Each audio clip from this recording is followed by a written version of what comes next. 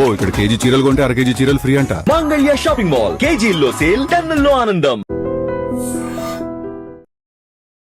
నాన్న సపోర్ట్ చేసేవారా సినిమాలోకి వెళ్తా అంటే? ఇక్కడ ఏంటంటే అన్న, మా ఫాదర్ నాకు 6 years ఉన్నప్పుడే మా ఫాదర్ ఎక్స్పైర్ అయ్యారు. Okay, sorry. మా మదర్ ఏదో కాటేసేవాడిని మెల్లిగా. మా నాన్నమ్మ ఎక్కువ అలవాటు. ఓకే, అంటే హైదరాబాద్కి వచ్చిన తర్వాత అంటే సినిమా కష్టాలు, ఈ స్ట్రగుల్స్ అనేవి మామూలుగా తొలి అవకాశం వచ్చే వరకు ఖచ్చితంగా అందరికీ కావాలి. సినిమా కష్టాలు అంటే ఎలా ఉండేది అంటే అన్న, డిగ్రీ అయిపోయిన 2000 టైంకి వచ్చిన తర్వాత ఏదో జాబ్ చేయాలి అని మా మదర్, ఆవిడకి ఏదో నేను జాబ్ చేస్తే ఇష్టంగా ఉండేది. ఒక కంపెనీలో అకౌంట్స్ నేర్చుకుంటూ బీకామ్ చేసి వచ్చేసాను నేను. ఎంకామ్ ప్రైవేట్గా చేస్తూ తిరిగేవాడిని నేను. ఎక్కడికి శ్యాంప్రసాద్ రెడ్డి గారు కేబీఆర్ పార్క్ వస్తారంట కదంటే 4 గంటల నుంచి అక్కడ వెయిట్ చేయటం, ఒక ఆఫీస్కి వెళ్ళాలి, ఒక సినిమాకి ఇలా ఆడిషన్ జరుగుతుంది, అదేం తెలియదు. ఎక్కడైనా రోడ్ మీద షూటింగ్ జరుగుతుంటే ఎవరిని అడగాలండి, యాక్టర్ అవ్వాలంటే ఎవరినో కోడేటర్ని చూపించేవారు. రేపు ఫోటోలు పట్టుకుని రేపు వచ్చేయంటే మన్నాడు అక్కడికి వెళ్ళి నుంచిన వాళ్ళు.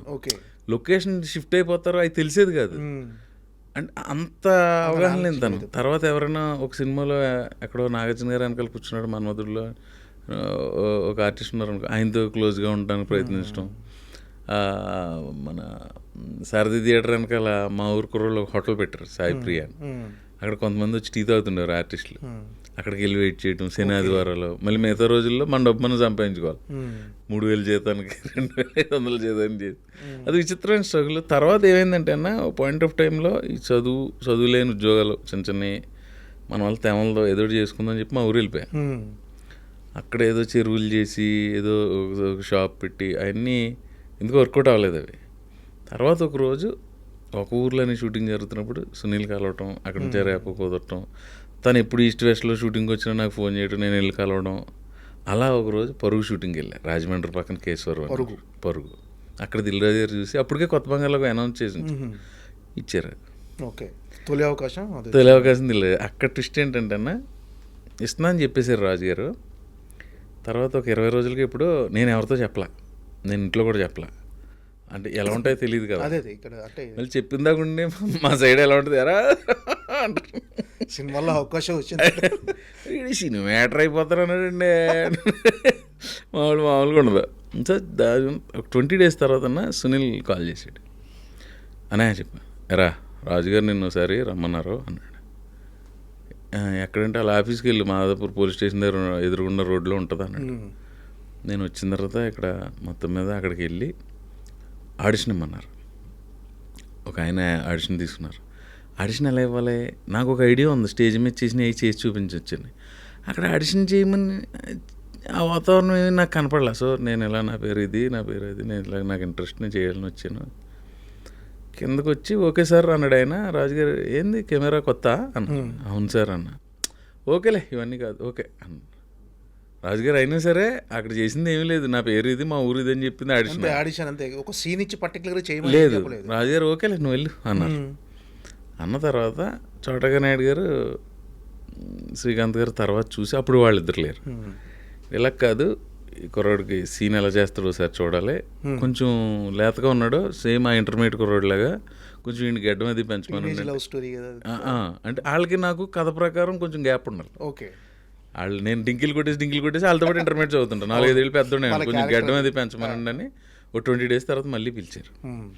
అప్పుడు నేను సార్ లాస్ట్ టైం వచ్చాను కానీ నాకు ఏం అర్థం లేదంటే, ఇప్పుడు నువ్వు కాలేజీలో అమ్మాయిని ఎలా ఆడిపించోడు, అలాంటివి 4-5 చెయ్యి ఇక్కడ అన్నాడు.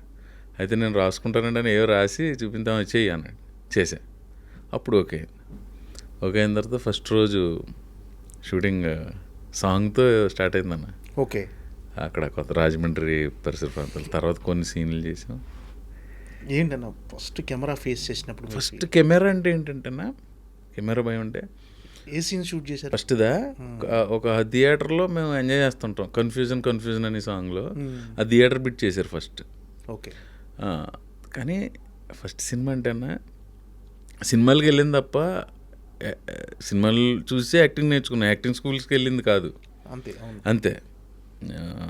జీవితంలో సగం భాగం థియేటర్లోనే.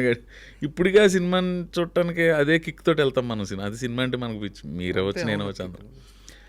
సినిమాకి వెళ్ళటానికన్నా ఇవాళ సినిమా రిలీజ్ అనుకో, ముందు రోజు రాత్రి మన ఇద్దరం ఆడుకున్నా, రేపు నువ్వు అక్కడికి వచ్చి నేను ఇలా మన ఇద్దరం కలిసి వెళ్దాం అని ఏదో అన్నాం. స్నానం చేసి బట్టలు వేసుకుని ఇంట్లో పెట్టిన టిఫిన్ తిని బయలుదేరి అదంతా సినిమా అకౌంట్లోకి వెళ్తుందిగా. అవును, అదంతా మనం బయలుదేరి ప్లాన్ వేసుకున్నప్పటి నుంచి ఎంజాయ్ చేస్తుంటాం కదా సినిమాని. లోపలికి వెళ్ళి 2.5 గంటలు, బయటకు వచ్చిన తర్వాత దాని గురించి డిస్కషన్. సినిమా లేకపోతే మన జీవితంలో ఏదో కోల్పోయి. సినిమా సినిమా సినిమా ప్రతిరోజు సినిమా చూడాలి కదా, ఏదో ఒకటి టీవీలోనో ఓటీటీలోనో ఎక్కడో చోట. అంటే ఏదైనా మనకు దొరకని సినిమా థియేటర్కి వెళ్ళి. ఇప్పుడు నాకు ఒక్కొక్కసారి అనిపిస్తుంది అన్న, నా చిన్నప్పుడు తాటిపాక పద్మజా థియేటర్, తాటిపాక అన్నపూర్ణ అని మా బంధువులకు సంబంధించిన థియేటర్ ఉంది. అక్కడ 700 ఎంతో సిట్టింగ్ ఉండేదన్న థియేటర్ ఆడిటోరియంలో. చిరంజీవి గారి సినిమా రిలీజ్ అయితే మధ్యలో టెంట్ హౌస్ నుంచి చైర్లు తెచ్చేసి మధ్యలో పాతలో వేసేవారు. ఓకే, ఇంటర్వెల్ టైంలో అలా మడత పెట్టి పక్కకు పెట్టేవారు. వీళ్ళు వెళ్ళి వచ్చిన తర్వాత మళ్ళీ వేసుకుని కూర్చోవటమే. కింద ఆల్మోస్ట్ స్క్రీన్ ముందు వరకు, అంటే మెడ ఇలా నిప్పెడుతుంది అనుకుని ఇదని అక్కడ వరకు నుంచి చూసేవారన్న. 1000 మందితోటి సినిమా చూసి కిక్ లేదు ఇప్పుడు. ఆ కిక్ కావాలంటే అప్పుడప్పుడు సోషల్ థియేటర్కి వెళ్ళి వస్తూ ఉంటాం. అంతే, అక్కడ సింగిల్ స్క్రీన్స్ లేవు. సింగిల్ స్క్రీన్ లో ఆ సినిమా ఇప్పుడు అదే అన్నపూర్ణ థియేటర్ని ఫ్రంట్ తీసుకొచ్చారు. 300 సీటింగ్ అయిపోయింది. 600-700 మందితోటి గోల కింద సినిమా చూస్తుంటే పెద్ద హీరో ఒక ఫ్యామిలీలో కలిసి ఫ్యామిలీలో ఉంటుంది. థియేటర్ అంతా ఒక ఫ్యామిలీ. అది చిరంజీవి రిలీజ్ని నేను ఎంజాయ్ చేసేవాడిని. అది మళ్ళీ చెప్తా. ఇంతకు ముందు ఏ టాపిక్లోంచి వెళ్ళామన్నా నేను? మనం ఫస్ట్ సీన్ది మామూలుగా కొంచెం ఊళ్ళలో పెళ్ళిళ్ళ దగ్గర ఈ కెమెరా పెట్టి తిరుగుతుంటాడు లోకల్ ఒకడు. అప్పుడు దాకా ఉండే అక్కడ నేర్చుకున్నాను ఫోటోలు తీయటం, పెళ్ళిళ్ళు తీస్తున్నాను అంటాడు ఒకడు.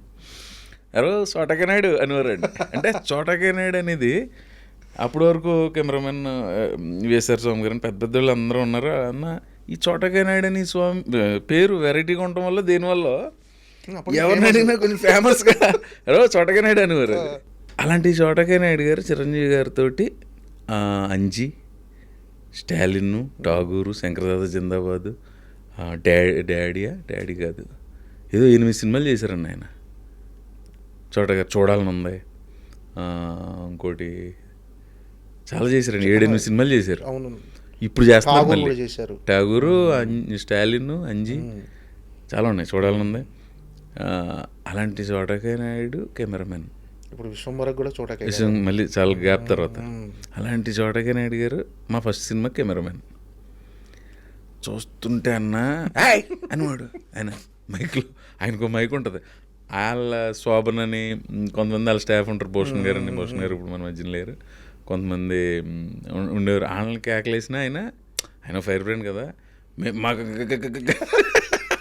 భయమేసి నేను ఒకసారి రాజుగారితో చెప్పేసాను, సార్ ఆయన ఏమో చిరంజీవి గారి సినిమాలు పెద్ద పెద్ద హీరోల సినిమాలు చేసి కెమెరామెన్ అండి ఆయన,